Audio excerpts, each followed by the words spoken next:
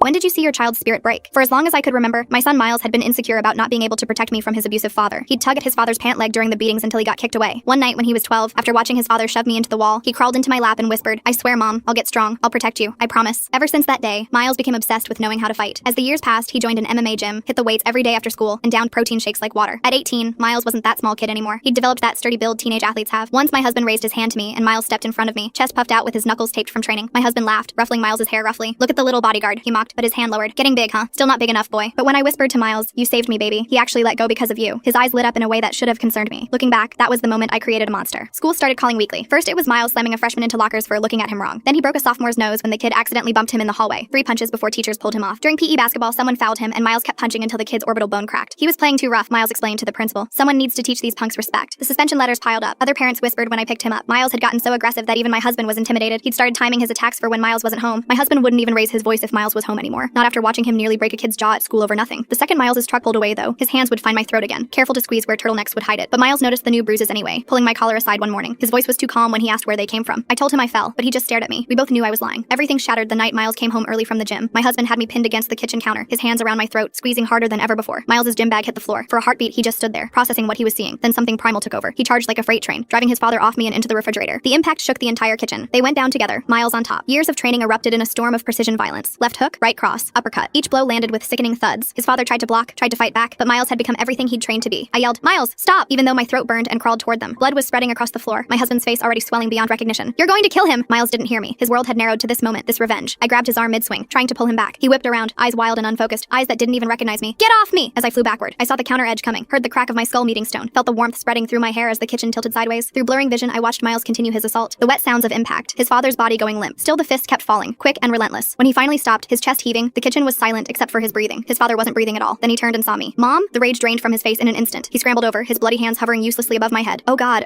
what did I do? "Mom, please, I didn't mean to." The sirens came closer. Miles's 911 call was barely coherent through his sobs. When paramedics burst in, he physically blocked them from his father's motionless form. "Her first! Save her first! I don't care about him!" His voice cracked like a child's. "Please, she's bleeding so much." It took 3 officers to wrestle him down and get the cuffs on. He fought them viciously, trying to reach me, to hold my hand, to apologize one more time. As I became unconscious, I saw my son being detained, his face pressed against the police car window. I ended up being diagnosed with a brain injury that left me with permanent double vision and deep migraines. When I visited my son in the county jail, he couldn't look me in the eyes, just stared at the table and kept apologizing over and over. When I tried telling him it wasn't his fault, that I'd hired a lawyer to prove it was self-defense, he finally looked up. "It wasn't, Mom," he said. "I would do it all over again if I could. I would just protect you better." A part of me died when he said that. My baby had become his father, and it was all because of me.